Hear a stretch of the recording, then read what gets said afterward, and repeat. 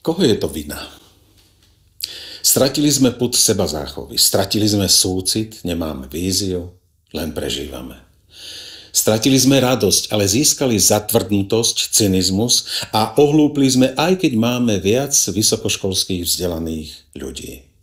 Stratili sme schopnosť posudzovať náročné umelecké diela, ale dokážeme sa zabávať na prostoduchých, vulgárnych narážkach. Stratili sme múdrosť a úctu našich predkov, ale získali sme prehnanú a falošnú korektnosť, ktorá nás doviedla do krachu. Nemôžem si pomôcť, ale musím spomenúť Orwellov román 1984. Tam mali 4 ministerstvá. Ministerstvo lásky, kde sa mučilo. Ministerstvo mieru, kde hlavnou propagandou bola vojna. Ministerstvo pravdy, kde sa prepisovala história. A ministerstvo hojnosti, kde sa šíril hladomor. A heslo bolo vojna je mier, otroctvo sloboda, nevedomosť je sila. Ako dnes Bandera a Šuchjevič sú hrdinovia a dobro, Hitler a fašizmus je zlo. To sú ale paradoxy. Vláda, ktorá bola zvolená z vôle ľudu, tvrdí, že nemá peniaze, ale na zbrane peniaze má. Odmietli sme zlú ruskú ropu a teraz ju nakupujeme cez prostredníka za 3-krát toľko. Nepodielali sme sa na kolonizačnej politike 17. až 19. storočia, ale platiť by sme zo solidárnosti mali i my, veď sme partneri EÚ.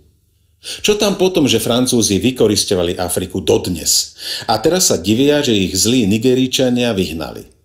Čo tam potom, že nelegálna migrácia zaplavuje Európu a my sme bezmocní, ale korektní. Čo tam potom, že sankciami trpíme viac ako ten, proti komu sú uvalené? Čo tam potom, že sa nedodržiavali minské dohody, že Porošenko vykrikoval, ako budú kvičať ukrajinskí obyvatelia ruského pôvodu?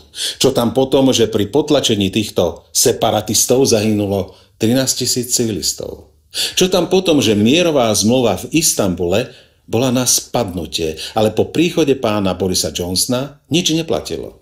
Čo tam potom, že azovskí fašisti upálili cez 50 ľudí v Odese, ale zlí Rusi zaútočili na mieromilovnú Ukrajinu? Čo tam potom, že my, Európania, sme nekorektní, nehájime demokratické princípy jedným metrom, že sme farizejskí a neúprimní? A koho je to vina? Moja. Pretože som nebol dostatočne dôrazný. Málo som upozorňoval na zárodky tohto šialenstva, málo som burcoval, málo vysvetľoval. Kráľ môže pohnúť pešiakom. Nech ale bude tebou pohybovať ktokoľvek, o tvojej duši budeš rozhodovať ty sám, i keby to boli králi a vládcovia. Keď sa postavíš pred stvoriteľa, nemôžeš povedať, iní mi prikázali robiť to či ono. To bol citát z filmu Ridleyho Scotta. A čo vy?